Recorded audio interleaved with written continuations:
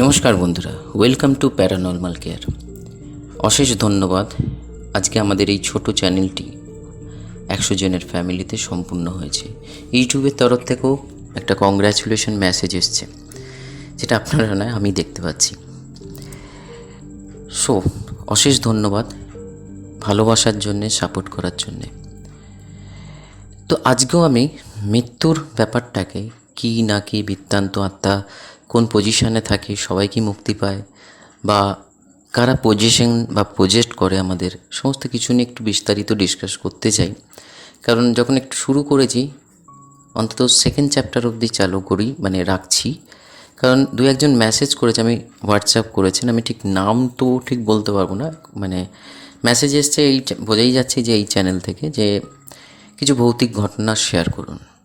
নিশ্চয়ই 4-5টা ঘটনা আমার কাছে এসে পড়ে আছে, নিশ্চয়ই শেয়ার করব। কারণ আমি বলেইছিলাম যে আপনাদের এই চ্যানেলটা আজকের দিনে সবাই এই ধরনের চ্যানেল বানাচ্ছি বলে কিন্তু আমি বানাইনি।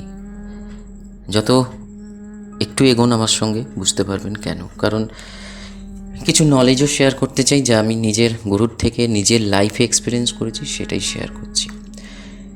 তো চলুন আমরা মৃত্যু কী, আফটার ডেথ আত্মার কী অবস্থা হয়, কেন হয়, তার সেকেন্ড এপিসোডে আমরা ডিসকাস করছি, যেটা আজকের এপিসোডে আমি শেয়ার করছি আপনাদের সামনে। দেখুন, জন্ম আর মৃত্যু এমনই একটা সত্য। জন্মের সময় তো আমরা আনন্দের সহিত জন্মটাকে মেনে নিই, বাট মৃত্যুর সময় কোনো সাধারণ মানুষ বা কোনো সাধারণ প্রাণী মৃত্যু কেউই চায় না। কারণ আমাদের এই জাগতিক মেটালিস্টিক দুনিয়ার সঙ্গে এমন কিছু অ্যাটাচমেন্ট থাকে, কারোর পয়সা অ্যাটাচমেন্ট, কারোর বাড়িতে অ্যাটাচমেন্ট, কারোর সম্পর্কে অ্যাটাচমেন্ট, তো কারোর প্রচুর জিনিস আছে, যেটা ছোট ছোট জিনিসে দেখলে বোঝা যায়, পরিস্থিতি এলে, যে অ্যাটাচমেন্ট আমাদের প্রচণ্ড গম্ভীর। কারণ এই অ্যাটাচমেন্টটা রিপুদের মাধ্যমে আমাদের আসে, যে এটা আমার, আমার বলতে তো বেসিক্যালি কিছু নয়। আমার বলতে আমার কর্মটাই আমার, আমাদের চিন্তাধারাটা আমার। বাকি শরীরটাও ইউনিভার্স বা ঈশ্বরের দেওয়া, কর্ম করার জন্যে, ভালো কর্ম করার জন্যে।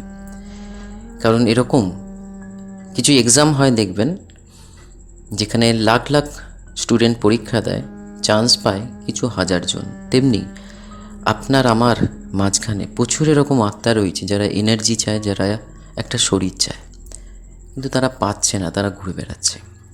ফলে শরীর থাকতে শরীরের মর্যাদাটা যতটা সম্ভব দেওয়া উচিত। মর্যাদা মানে মেটালিস্টিক দুনিয়ার সঙ্গে সঙ্গে আমাদের আধ্যাত্মিকতা বা স্পিরিচুয়ালিটিটাও অল্প বিস্তর জানা দরকার। কারণ আমাদের এটাই শেখানো হয়, স্পিরিচুয়াল হওয়া মানেই হচ্ছে যে মানুষের যখন কোনো কিছু করার থাকে না, মানে লাইফ সেটেল, শাদি বিয়ে হয়ে গেছে, ছেলে মেয়েদের রোজগারপাতি হয়ে গেছে, তারপর আমরা ঈশ্বর চিন্তা করব। আর আলটিমেট ঈশ্বর চিন্তা করা একটাই কি স্পিরিচুয়ালিটি? না, সৎপথে চলাটা, ঈশ্বরের সান্নিধ্যে রেখে নিজেকে চলাটা, অলওয়েজ সৎকর্ম, সৎ চিন্তার মাধ্যমে, আমার মনে হয় এটাই স্পিরিচুয়ালিটি। তো আমার মনে হয় যখন সব কিছু শেষ, নিজের শরীরের মনের এনার্জি, নতুন কোনো চ্যালেঞ্জেস নেই, সেই জায়গায় ঈশ্বরকে ডাকা ভালো না অল্প বয়স থেকে। কারণ আমি একজন পিতা হয়ে বলছি, আমার ছেলেকে এখন থেকে সে গীতা ভালো জানে, পড়েছে, এবং এই সমস্ত স্পিরিচুয়ালিটির জায়গাটাকে, যে ঈশ্বর মানে ধান্দাবাজি নয়, ঈশ্বর মানে আমরা মন্দির মসজিদে আমাদের চাহিদা পূর্ণ করতে যাই, কিন্তু তিনি হচ্ছেন পরম শক্তি। তিনি আছেন বলেই আমরা আছি, এই জগৎ আছে। তো যাই হোক, টপিক চেঞ্জ হয়ে যাচ্ছে।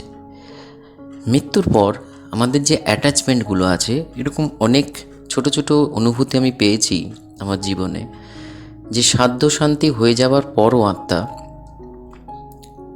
তার ঘরে, মানে বাড়ির আশেপাশে বা তার সম্পর্কের আশেপাশে ঘুরে বেড়ায়। কারণ শুধু সাধ্য শান্তিটাও নয়, রিচুয়াল তো একটা নির্দিষ্ট নিয়ম আছে আমাদের, আলাদা আলাদা ধর্মের মানুষের জন্য আলাদা আলাদা, কিন্তু এই অ্যাটাচমেন্ট একটা বড় ফ্যাক্টর। দেখবেন যে সমস্ত আত্মারা জন্ম পাচ্ছে, আজকের দিন একটা অনুভূতি করে দেখবেন যে খুব অল্প বয়সে কোনো সাবজেক্টের বিষয়ে এতটাই সে পটু, কেউ নাচতে, কেউ গাইতে, কেউ বাজাতে, কেউ কোনো টেকনিক্যাল লাইনে, কেউ কোনো অন্য ধরনের ফিল্ডে, এমন কিছু পটু যেটা একটা সাডেন এজের পর অনেক দক্ষতা অর্জন করার পর তবে এই নলেজটা গেইন করে। বাট তারা ছোট জন্মে থেকে 2-3 বছরের পর থেকেই 1-1.5 বছরের পর থেকেই ধীরে ধীরে এতটাই ডেভেলপ হয়ে যায় যেটা চিন্তাধারার বাইরে। তার মানে এটাই যে আত্মা তার পূর্বজন্মে এক্সট্রিম লেভেলে সেই সাবজেক্টটার ওপর কাজ করেছে এবং সে যখন সেই জন্মটা শরীর ছেড়েছে, তারপরে যখন এই জন্মটা পেয়েছে, ফলে তার সোল মেমোরি যেটাকে বলা হয় বা সোল ডিএনএ। সোল মেমোরি হচ্ছে আমাদের যেমন শরীরের একটা মেমোরি আছে যেটা ব্রেন নিয়ে চলছে, তেমনি শরীরের একটা ডিএনএ আছে যেটা ধরুন আমি আমার বাবা মা, আপনি আপনার বাবা মা দাদু দিদার ডিএনএ নিয়ে এসছেন। বৈশিষ্ট্য, শারীরিক বৈশিষ্ট্য, আপনার চোখটা হয়তো আপনার বাবার মতন, আপনার নাকটা হয়তো আপনার মায়ের মতন। তেমনি সোল ডিএনএ হয় বা সোল মেমোরি হয়, যার ফলে আমরা কিন্তু পূর্বজন্মকে মনে রাখতে পারি না, পাস্ট লাইফ, কিন্তু অনেকেই মনে রাখতে পারে। এই জগৎটা তো খুব ছোট নয়, আবার খুব বড়ও নয়, একটু খুঁজলেই পাওয়া যায় যে সে পূর্বজন্মে কীভাবে কী ছিল, কীভাবে তার ডেথ হয়েছে, সেগুলো বুঝে যায়। যেমন দেখবেন, আমি আমার নিজের লাইফ দিয়ে বলছি, আমার উঁচু জায়গা থেকে প্রচণ্ড ফোবিয়া, ফলে আমি নাগরদোল্লা পুজোর সময়, দুর্গা পুজোর সময় চাপতে পারি না। আমার মনে হয় যে আমি ওপর থেকে পড়ে যাব, বাট এটা ছোটোবেলা থেকে আছে। তো এই জিনিসটা যখন আমি জানতে পারি যে এটা আমার একটা ফোবিয়া, ফোবিয়া নামটা যখন জানি, তখন আমার গুরু তিনি আমাকে এইটুকুনি মানে এহসাস যেটাকে বলে অনুভব করিয়েছিলেন যে আমি পাস্ট লাইফে, আমি আগের জন্মে কোনো উঁচু জায়গা থেকে পড়ে হোক বড় একটা বৃহৎ অ্যাক্সিডেন্ট হয়েছিল বা আমার ওখান থেকে মৃত্যু হয়, মানে আমি এটা রিয়েলাইজ করি। ফলে আমার মেমোরিতে ওটা স্ট্যাক করে যায়, সোল মেমোরিতে। ফলে আমার এই জন্মে কোনো উঁচু থেকে, মানে সাউথ ইন্ডিয়ার কিছু পাহাড়ি এলাকায় আমি গেছিলাম, ওপর থেকে নিচে দেখতে পাচ্ছিলাম না, মনে হচ্ছিল আমি পড়ে যাব। তেমনি এরকম অনেকের জলে ভয় থাকে, অনেকের পোকামাকড়ে ভয় থাকে, অনেকের সাপে ভয় থাকে, অনেক রকম অনেক জিনিসে থাকে যেটা আমরা সোল তার নিজের মেমোরিতে এটাকে ক্যারি করে। মৃত্যুর পরে কিছু আত্মা তো নিশ্চয়ই মুক্তি লাভ করছে, লাইটিংয়ের দিকে যাচ্ছে।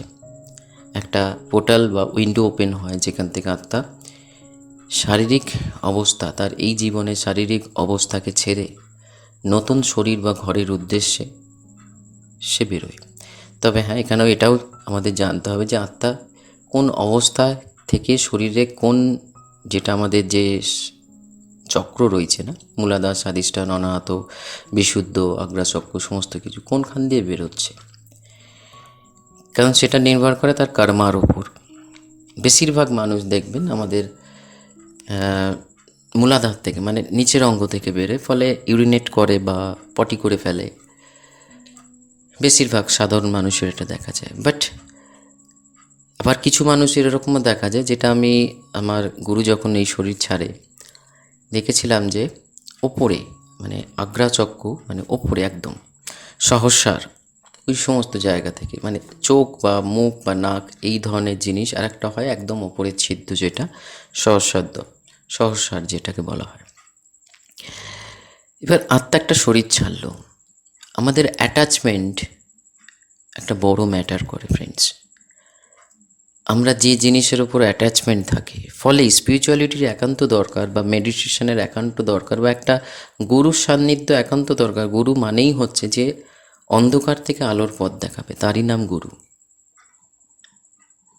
এবার একজন স্পিরিচুয়াল গাইডের দরকার, যে আমাদের এই মানে জাগতিক যে শরীরটা আমরা পেয়েছি এবং মেটালিস্টিক দুনিয়াতে যেটা আমরা ভোগ বিলাস করছি, পয়সা করি হোক, ঘর বাড়ি হোক, শরীরটা হোক, তার সাইড বাই সাইড যদি আমাদের এটাও জানানো হয়, কোনো স্কুল কলেজ তো এটা জানায় না মৃত্যু কি, মৃত্যু কেন, যে মৃত্যুটা একটা এমনই সত্য যেটা আমরা না চাইলেও আমাদের সমস্ত কিছু ছেড়ে যেতে হবে, নিজের কর্মা আর চিন্তাধারা আর কিছু মেমোরি, যেটা মানে সোলে, মানে আমাদের যে নিজস্ব সত্তাতে যেটা আকৃষ্ট হচ্ছে। ফলে কিছু অনুভূতি আমি নিজের লাইফের শেয়ার করি। এরকম অনেক ব্যাপার দেখেছি। শুধু যে দেখুন, প্রজেশন বা প্রজেস্ট যেটা হয়, বেশিরভাগ প্রেতাত্মা যারা প্রচণ্ডভাবে বিক্ষিপ্ত, যারা কোনো সুইসাইড করেছে বা বিষ খেয়েছে বা আগুনে নিজে, মানে লাইক অফ সুইসাইড ডেথ, তারা প্রেতজনিতে জন্ম নিচ্ছে। বাকি অশরীরী যে সমস্ত আত্মা রয়েছে তারা কিন্তু হাহুতাশ করে ঘুরে বেড়াচ্ছে। যেটা আপনি, শ্মশান হচ্ছে একটা সত্যিকারের শান্তির জায়গা, যেটা আমি আপনারাও অনেকে রিয়েলাইজ করেছেন, আমি নিজে রিয়েলাইজ করেই থাকি। নিজের অস্তিত্ব, নিজের সত্য, অহংকার সব কিছু ওখানে গেলে ধুয়ে মুছে। কারণ একজন কোটিপতি হোক আর একজন ভিখারি হোক, সবারই শারীরিক যাত্রা শেষ হচ্ছে শ্মশান। কিন্তু আপনি যদি, হসপিটাল হচ্ছে ইভিল স্পিরিট বা স্পিরিটের ডিপো বা মর্গ, হসপিটালের মর্গ। কারণ মাঝে মাঝে আমি রিয়েলাইজ করার জন্যে যাই, মানে একটু 19-20 মিথ্যে বলতেই হয় এই কারণে যে পেশেন্ট আছে, বাট সেখানে গিয়ে যেহেতু এক্সপিরিয়েন্স করতে পারি, কারণ আমার যে গ্রহ বা আমার যে রাশিচক্র সেই অনুযায়ী হালকা রাশি, আমি এই জিনিসগুলোকে প্রচণ্ড অ্যাট্রাকশন হয়, বা আমার তরফ থেকেও অ্যাট্রাকশন হয়, তাদের তরফ থেকেও অ্যাট্রাকশন হয়। ফলে রিয়েলাইজ করতে একটু সুবিধা হয়, এবং জানবার ইচ্ছে খিদে আছে বলে ছোটোবেলা থেকে সেই ইচ্ছে এখনও বিদ্যমান। হসপিটাল হচ্ছে এমনই একটা জায়গা যেখানে অনেক রকম অশরীর আত্মা বা প্রেতাত্মা ঘুরে বেড়ায়। তাদেরও মধ্যে অনেক স্টেজ আছে। যদি আপনি মরণের পারে স্বামী অভেদানন্দ মহারাজের যদি বইটা পড়েন, নিশ্চয়ই আমি সাজেস্ট করব পড়ুন। সেখান থেকে আপনারা রিয়েলাইজ করতে পারবেন যে আত্মার কতগুলো স্টেজ হয় বা কীভাবে জিনিসটা ঘটছে। বাই দ্য ওয়ে, এটার ওপর আমরা মানে আমি আগামী দিনে এপিসোড বানাবো মরণের পারের ওপর, খুব ইউনিক এবং বাস্তবিক। তো অনেকে দেখা যায় যে আফটার ডেথ তার সাধ্য শান্তি, যেটা বলছিলাম, হওয়ার পরও সে কিন্তু ভটকাতে থাকে, মানে ঘুরে বেড়াতে থাকে। বাট যেটা আর একটা কথা এইমাত্র বললাম, যে অনেকে কিন্তু অনেকের শরীরে এই কারণেও ঢোকে কিছু ইনফরমেশন ফরওয়ার্ড করার জন্য, ঠিক আছে? যেটা হলিউড মুভিতে দেখুন, একটা মুভি যখন আমরা দেখি তখন তার মধ্যে মাল মশলা তো একটু অ্যাট্রাকশন বাড়ানোর জন্য দেখাতেই হয়, যেটা অতটা বাস্তবিক দুনিয়া অতটা নয় ওরকম। বাট কিছুটা রিয়ালিটি থাকে, যেখানে আজকের দিনে যে সমস্ত ঘটনাগুলো ওয়েব সিরিজ বা নেটফ্লিক্স, আমাজন বা আপনি হরর মুভিতে দেখছেন বা ওয়েব সিরিজ বা মুভিতে দেখছেন, সত্য তো সেটা নিয়েই তারা করে। অনেক ইনফরমেশনকে, সৎ ইনফরমেশনকে বা ট্রু ইনফরমেশনকে ক্যারি করা হয় সিনেমা বা ওয়েব সিরিজের মধ্যে। বাট যে সমস্ত জিনিসগুলো উটপাটাং দেখানো হয়, ওটা তো দেখাতেই হবে, নাহলে ভূতের বই আর কি করে সিনেমা তৈরি হবে। তো এটা রিয়েলাইজ করা গেছে যে আত্মা অলওয়েজ যে ক্ষতি করার জন্যে আমাদের সঙ্গে রিলেট করার চেষ্টা করছে তা নয়, কিছু ইনফরমেশান আধুরা থেকে গেছে, সেটাকে সে সর্ট আউট করে শেয়ার করে যেতে চায়। এরকম অনেক কেস, অনেক বলতে আমি ঠিক এরকমভাবে বলতে পারবো না, বাট আমি নিজে একজন, আমি একটুখানি ক্লিয়ার করি, হয়তো আপনারা বোরিং হবেন, আমি নিজে একজন ডিজাইনের সঙ্গে সঙ্গে কিন্তু আমি একজন সাইকোলজির ওপরও কাজ করি। তো যার ফলে আমার বুঝতে একটু সুবিধা হয় যে অনেক স্পিরিট নিজেদের অস্তিত্ব এই কারণে আমাদের মেহসুস করাতে চায়, মানে অনুভব করাতে চায়, যে তারা কিছু ইনফরমেশান পাস অন করতে চায়, যেটা পাস অন করলে সঠিক জায়গায় পৌঁছলে তারা কিন্তু ওই লাইটিংয়ের দিকে এগিয়ে যেতে পারে। আবার অনেক সময়, সবসময় লাইটিং ওপেন আছে তা নয়, মানে উইন্ডো ওপেন হচ্ছে তা নয়।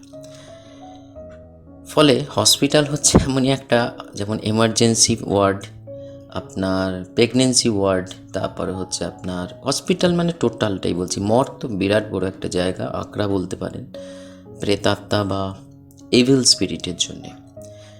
তো সেটা নিয়ে আমরা পরে ডিসকাস করব। তো এই কারণে আত্মা অলওয়েজ, যে যারাই, এটা আমরা বলে থাকি যে এবার মানুষটা মুক্তি পেয়ে গেল, এটা দেখবেন আমাদের পরিবারের মধ্যে একটা ডিসকাশন হয় যে যা কষ্ট পাচ্ছে মুক্তি পেয়ে গেল, সে এই হয়তো শারীরিক কষ্ট থেকে মুক্তি পেল, আদৌ কি এই ডাইমেনশন থেকে মুক্তি পেল, ভাববার বিষয়। কারণ সে তার কার্মিক অ্যাকাউন্ট বা তার চিন্তাধারা বা তার থট প্রসেস কীরকম ছিল, ডিপেন্ড অন সে শরীর পাবে কি পাবে না।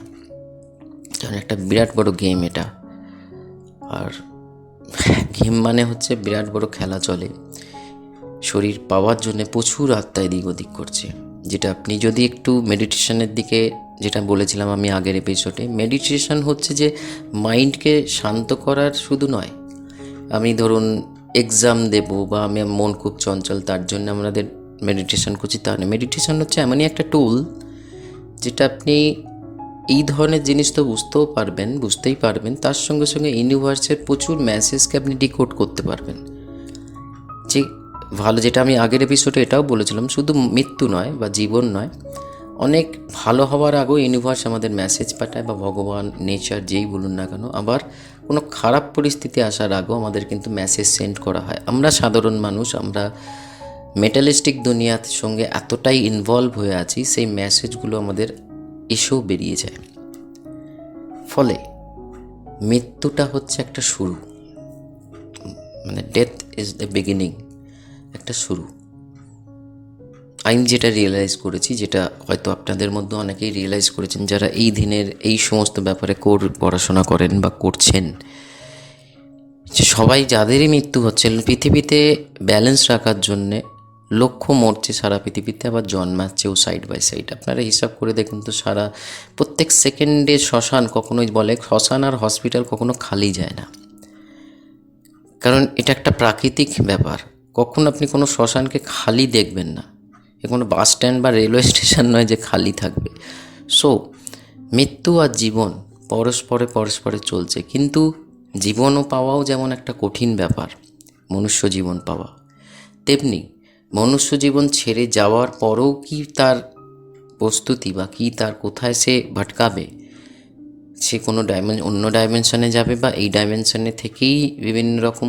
আবার যেটা বললাম, যে অনেকে আছে কিছু ইনফরমেশনের জন্য আটকে থাকে, তার জন্যে কোনো গুরু হোক বা কোনো তান্ত্রিক, ভালো জাতে মানে ভালো মানুষ যারা, তান্ত্রিকতার মধ্যে ভালো মন্দ আছে, সাধকের মধ্যেও ভালো মন্দ আছে, যারা এই সমস্ত ব্যাপার নিয়ে পয়সার জন্যে ছেলেখেলা করে, নিজেদের অস্তিত্ব বিচার করার জন্যে, তাদের কথা বলছি না। যারা সত্যিকারের তান্ত্রিক না, তাদের খুঁজে পাওয়া খুব মুশকিল।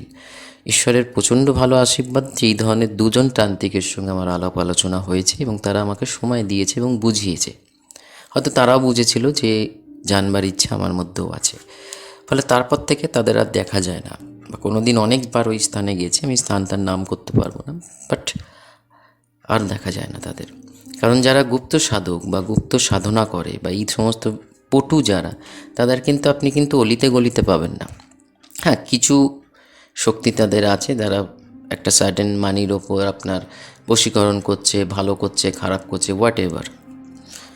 বাট যারা এই ধরনের মানুষ, যারা জীবনটাকেই উৎসর্গ করে ঈশ্বরের উদ্দেশ্যে, ঈশ্বরকে পাওয়ার জন্যে, তাদের ক্ষেত্রে তাদের একজন গাইডেশন দরকার লাগে, সেই আত্মার, যে সে মেসেজটাকে কী করে পাস অন করবে এবং তারপরে সে মুক্তির পথে এগিয়ে যাবে।